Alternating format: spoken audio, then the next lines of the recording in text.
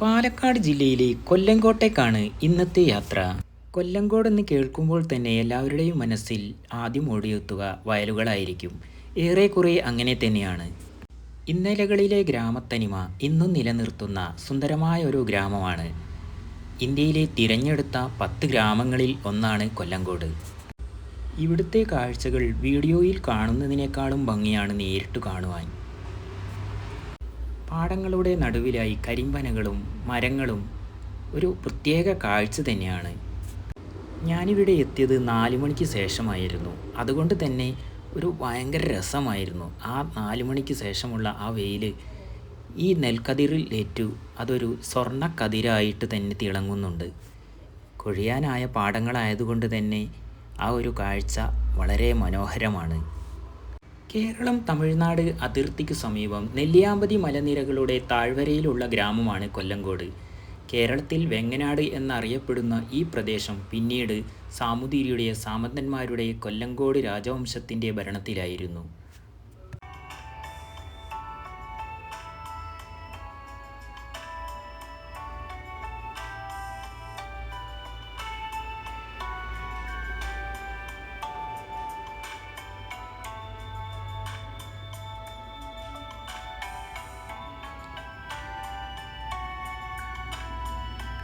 ഈ ഒരു ഭാഗം നല്ല പച്ചപ്പാണ്. ഇവിടെ കുറച്ചായിട്ടേ ഉള്ളൂ നെല്ല് വിതച്ചിട്ട്.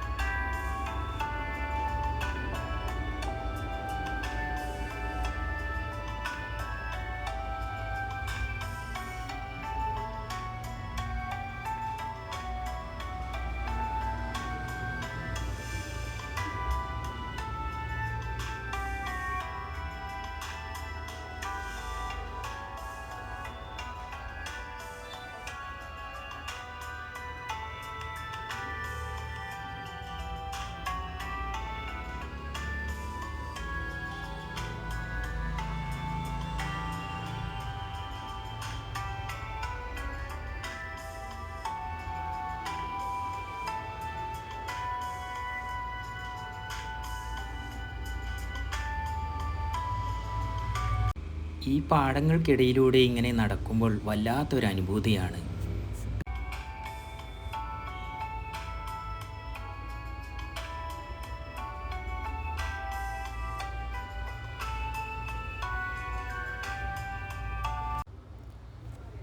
ഈ ഒരു വീട് ഒരുപാട് വീഡിയോകളിലൊക്കെ വൈറലായതാണ്.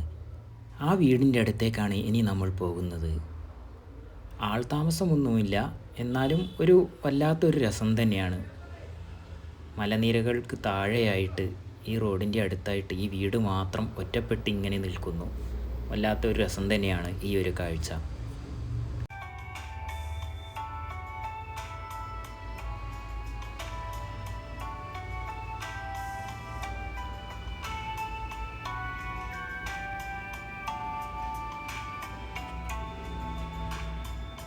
ഇവിടെയാണ് താമരപ്പാടം എന്നറിയപ്പെടുന്നത്. താമരകളൊന്നും കാണാനില്ലെങ്കിലും ഈ പാടത്തിൻ്റെ പേരാണ് താമരപ്പാടം എന്നത്.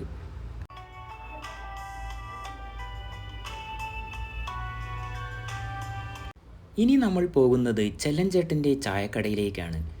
ഒരുപാട് വർഷം പഴക്കമുള്ള ഈ ഒരു ചായക്കട അതേ രീതിയിൽ തന്നെ ഇപ്പോഴും നിലനിർത്തി പോരുന്നു. നമുക്ക് ഇതിൻ്റെ ഉള്ളിലേക്ക് കയറാം. ഇതാണ് ചെല്ലഞ്ചേട്ടൻ.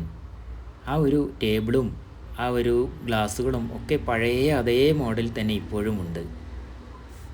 അങ്ങനെ ഞാൻ ഒരു ചായ ഓർഡർ ചെയ്തു. ഇവിടുത്തെ പരിപ്പുവടയാണ് പ്രധാനം.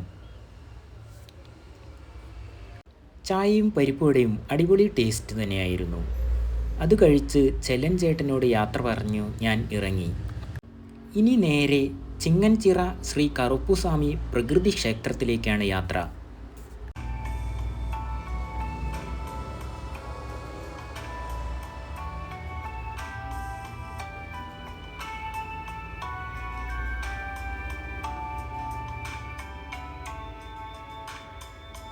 ഇവിടെ നിറയെ ആൽമരങ്ങളാണ്. വള്ളികൾ തൂങ്ങിക്കിടക്കുന്ന ആൽമരം കാണുവാൻ തന്നെ വളരെ ഭംഗിയാണ്. ഒരുപാട് വർഷമായി ഒരു നിർമ്മാണ പ്രവർത്തനവും ചെയ്യാതെ ഇതേപോലെ തന്നെ സംരക്ഷിക്കപ്പെട്ടിരിക്കുകയാണ് ഈ ക്ഷേത്രം. ഇവിടെ അങ്ങനെ നിർമ്മാണ പ്രവർത്തനങ്ങൾ പാടില്ല എന്നാണ് അറിയാൻ കഴിഞ്ഞത്.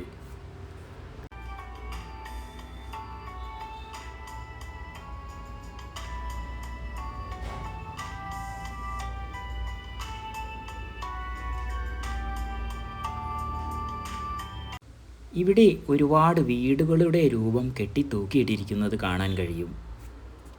നമ്മുടെ ആഗ്രഹങ്ങൾ സാധിച്ചു കിട്ടുമ്പോൾ അത് വീടിൻ്റേതാണെങ്കിൽ വീടിൻ്റെ രൂപമോ അല്ലെങ്കിൽ ഏലസിൻ്റെ രൂപത്തിലോ ആണ് ഇവിടെ ആളുകൾ കൊണ്ടുവന്ന് കെട്ടിത്തൂക്കുന്നത്, ആഗ്രഹങ്ങൾ സാധിച്ച സന്തോഷത്തിന്.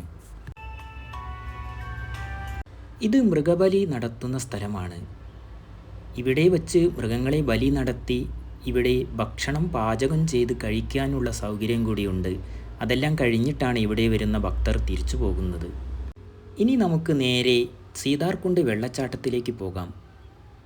നല്ല വെയിലായതുകൊണ്ട് തന്നെ വേനൽക്കാലവുമായതുകൊണ്ട് വെള്ളച്ചാട്ടം ഉണ്ടാവാൻ സാധ്യത കുറവാണ്. എന്നാലും പോയി നോക്കാം.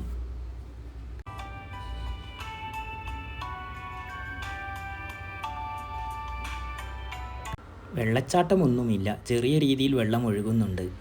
നല്ല ആഴമുള്ള സ്ഥലമാണിവിടെ. അതുകൊണ്ട് തന്നെ ഈ അടുത്ത കാലത്തായിട്ടും ഒരാൾ ഇവിടെ വീണ് മരിച്ചെന്നാണ് കേൾക്കാൻ കഴിയുന്നത്. മഴക്കാലത്തൊക്കെ ഇവിടെ വരുന്നവർ പ്രത്യേകം ശ്രദ്ധിക്കേണ്ടതാണ്. ഇപ്പോൾ ഇവിടെ റിബൺ വെച്ച് തിരിച്ചിരിക്കുന്നത് കാണാം ആ ആളുടെ മരണത്തിന് ശേഷം.